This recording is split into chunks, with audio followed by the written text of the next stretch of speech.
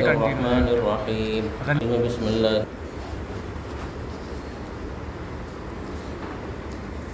ووصى بها إبراهيم بنيه ويعقوب يا بني إن الله اصطفى لكم الدين فلا تموتن إلا وأنتم مسلمون أم كنتم شهداء إذ حضر يعقوب الموت إذ قال لبنيه ما تعبدون من بعدي قالوا نعبد إلهك وإله آبائك إبراهيم وإسماعيل وإسحاق إلها واحدا ونحن له مسلمون صدق اللہ العظیم۔ اولاد انسان کی بہت عظیم نعمت ہے، اتنی عظیم نعمت ہے کہ جس کے پاس اولاد نہیں ہے اس سے سمجھیے، اس سے پوچھئے کہ تم کس طرح جیتے ہو۔ نعمت جب انسان کے پاس ہوتی ہے تو اس کی اتنی قدر نہیں ہوتی ہے جتنی جب نعمت چھن جاتی ہے یا نعمت نہیں ہوتی ہے تب اس کی قدر معلوم ہوتی ہے۔ اب اگر کسی کو اللہ نے اولاد جیسی نعمت عطا فرمائی ہے تو اب چاہیے اسے کہ اولاد کو دین بھی دے، دنیا بھی دے۔ صرف ایک چیز کے اوپر منحصر رکھنے سے انسان پریشان ہو جائے گا۔ صرف دیندار بنایا، دنیا کے لیے کچھ نہیں کر کے دیا اسے، یہ بھی اس کے لیے پریشانی کا باعث ہے۔ اور صرف دنیا ہی دنیا دیا، خوب سکھایا، کام کاج سکھایا، یہ سکھایا وہ سکھایا، اور دین کی کوئی تعلیم نہیں دی، یہ بھی اس کے لیے بربادی ہے۔ اتنی تعلیم دین کی ہر بچے کو دے دینی چاہیے 8ویں کلاس تک، کہ اگر باپ کا انتقال ہو تو وہ بیٹا اپنے باپ کا جنازہ پڑھا سکے، بیٹا جنازہ پڑھا سکے۔ ہم غیر آدمی کو بلا کے لاتے ہیں، فلانا مولانا صاحب، قاضی صاحب، امام صاحب ہمارے باپ کا جنازہ پڑھا دیجیے۔ کیوں؟ جنازہ جو پڑھاتے ہیں ہم لوگ، وہ دعا کرتے ہیں میت کے لیے، مغفرت کے لیے۔ تو ہم جس اندر سے، جس درد سے اللہ پاک سے اپنے باپ کی مغفرت کی دعا کریں گے، مولانا صاحب کو وہ درد زندگی میں نہیں حاصل ہو سکتا ہے۔ بیٹا کو جتنا درد اپنے باپ کے جانے کا اس کے سینے میں ہوگا، اور جس قلق اور جس اللہ کے سامنے گر گرا کر کے وہ اپنے باپ کی مغفرت کی دعا مانگے گا، غیر کبھی اس طرح گر گرا کے دعا مانگی نہیں سکتا ہے۔ تو یہ حق بنتا ہے باپ کا کہ بیٹا اس کی نماز جنازہ پڑھائے۔ اب نماز جنازہ کب پڑھائے گا بیٹا؟ جب دینیات کی تعلیم ہوگی، اور دینیات کی تعلیم کم سے کم آج کے زمانے کے حساب سے،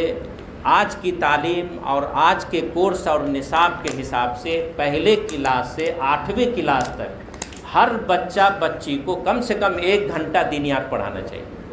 ہم یہ نہیں کہتے کہ علامہ بنائیے، مولانا بنائیے، حافظ بنائیے۔ اگر کسی نے بنا لیا تو بہت بڑی بات ہے، مگر یہ نہیں کہتے ہیں کہ سب کو 24 گھنٹہ اسی میں لگا کے رکھیے۔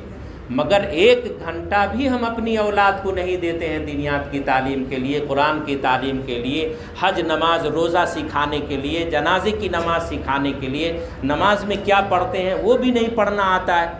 تو ایسا مسلمان برائے نام مسلمان سمجھا جائے۔ اللہ ہم سب کی مغفرت فرمائے۔ حضرت یعقوب علیہ السلام کا تذکرہ ہے آج کے درس میں، کہ وہ جب مرنے لگے تو ان کی کئی اولادیں تھیں، کم و بیش 13 اولاد تھی، ان کو سبوں کو جمع کیا، اور ان کو یہ فکر تھی کہ ابھی ہم جب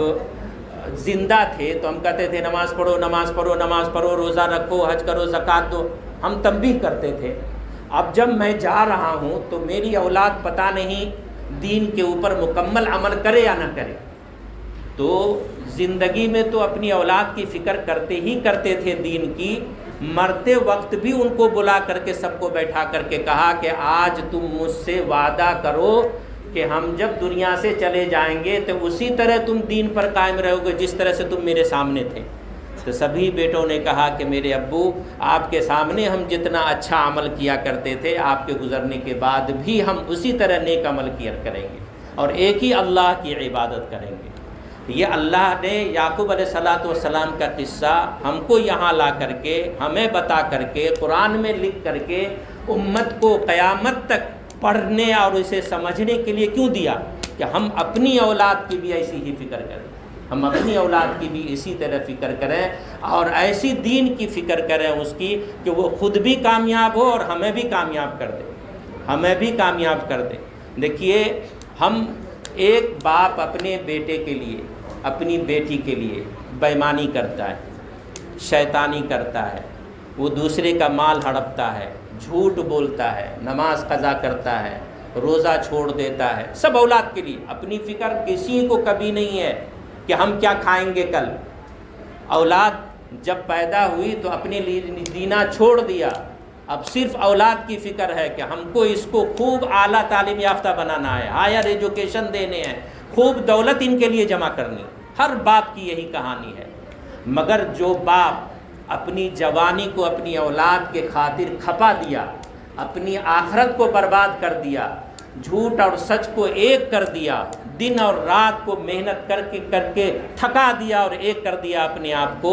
وہ اولاد کل قیامت کے دن اللہ نہ کرے اگر کہیں عدالت الہیہ میں پھنس گئی اور وہ گنہگار ثابت ہو گئی اور اللہ نے فرشتے کو کہا کہ اس کے پاؤں میں زنجیر باندھو اور اسے جہنم میں ڈال دو، تو وہ چلائے گا، یا اللہ میری ایک گزارش ہے، آپ اسے سن لیجئے، میری ایک گزارش ہے، پھر آپ مجھے چاہیں تو جنت میں ڈالیں یا جہنم میں۔ بولے ہاں ٹھیک ہے، اس کو اپنی بات رکھنے دو۔ اب وہ کہے گا اللہ تعالیٰ سے، پوری دنیا کے لوگ جمع ہوں گے اور وہ لڑکا اپنے باپ کے خلاف اللہ کے سامنے، جب اللہ جج بن کے قیامت کے دن حاضر ہوگا، ہماری نظروں کے سامنے ہوگا، وہاں پر اللہ کے سامنے اپنے باپ کی شکایت کرے گا، ربنا آتہم ضعفین من العذاب والعنہم لعنا کبیرا۔ اللہ سے وہ کہے گا، یا اللہ یہ وہ میرا باپ ہے کہ جب ہم اسکول نہیں جاتے تھے صبح سویرے تو یہ ہمیں چلا کر کے، لات مار کر کے، تھپڑ مار کر کے اسکول بھیجا کرتا تھا، اور جب ہم فجر کی نماز اسی وقت ہم نہیں پڑھتے تھے تو فجر کی نماز کی یہ ہمیں تنبیہ نہیں کیا کرتا تھا، ظہر کی نماز کے بارے میں نہیں پوچھا کرتا تھا، عصر کے بارے میں مجھ سے سوال نہیں کیا کرتا تھا، مغرب کے بارے میں استفسار نہیں کیا کرتا تھا۔ تو یہ باپ کے خلاف وہاں عدالت میں گواہی دے گا اور چلائے گا کہ میرا قصور نہیں ہے، یا اللہ جو سزا آپ مجھے دینا چاہتے ہیں مجھے معاف کر دیجئے، یہ سزا میں اس لائق نہیں ہوں، میری غلطی نہیں ہے، میرے باپ کو مجھ سے دوگنا سزا دے دیجئے، میرے باپ کو میرے سے 2 گنا سزا دے دیجیے، ضعفین 2 گنا سزا دے دیجیے، اور اتنے نہیں، یا اللہ میرے باپ کے اوپر لعنت کی بارش برسا دیجیے۔ یہ وہ باپ ہے جس نے مجھے دین کی تربیت نہیں دی، ترغیب نہیں دی۔ اس لیے ہمیں چاہیے کہ جب ہم نماز پڑھتے ہیں تو ہم اپنی اولاد کو 5 وقت پوچھا کریں کہ نماز پڑھے یا نہیں پڑھے۔ روزہ رکھنے والی اولاد ہے، اگر عمر زیادہ ہو گئی ہے، 13 سال 15 سال سے زیادہ عمر کی اولاد ہے، تو ہم اسے روزہ بھی رکھوائیں۔ حدیث پاک میں اللہ کے رسول صلی اللہ علیہ وسلم فرماتے ہیں کہ تُؤْمَرُ بِهَا الْأَوْلَادُ لِسَبْعِ سِنِينَ وَتُضْرَبُ عَلَيْهَا الْعَشْرُ، جب 7 سال کا ہو جائے تو نماز کا حکم کرو، یہاں مارنے کا حکم نہیں ہے، 7 سال سے پہلے مسجد لانے کا بھی حکم نہیں ہے، نماز جب پڑھے گا تب مسجد لائیں گے نا، تو 7 سال سے پہلے جو چھوٹے چھوٹے کو لے کے آتے ہیں، اودھم مچاتے ہیں، بھاگتے ہیں، دوسرے بڑوں کی نماز کو خراب کرتے ہیں، اس سے پتہ چلا کہ وہ چھوٹے بچوں کو مسجد لانے کی ضرورت نہیں ہے، 6 سال 5 سال کے بچوں کو مت لائیے جو نماز کو خراب کرے، تو 7 سال ہو تو ضرور مسجد لائیے اور اسے حکم کریے، اسے پکڑ کر کے لائیے، ابھی زبان سے سمجھانا ہے۔ جب 10 سال کی ہو جائے تو اب اگر نماز نہیں پڑھے تو تماچا مارنا ہے، اب تماچا بھی مارنا ہے، اس کو تنبیہ بھی کرنی ہے، چھڑی بھی لگانی ہے۔ اللہ کے رسول صلی اللہ علیہ وسلم نے کتنا بہتر طریقہ اور کیا وقت بتایا، کس عمر میں ہم کو تنبیہ کرنی ہے، اور پھر اس کے بعد سے لے کر کے جب تک باپ زندہ ہے اس کے دین کی فکر کرے۔ جس طرح دنیا کی فکر باپ کر رہا ہے، یہ باپ کی ہی ذمہ داری ہوتی ہے کہ اپنی اولاد کی دین کی بھی فکر کرے۔ اللہ تعالی ہمیں اعمال کی توفیق عطا فرمائے۔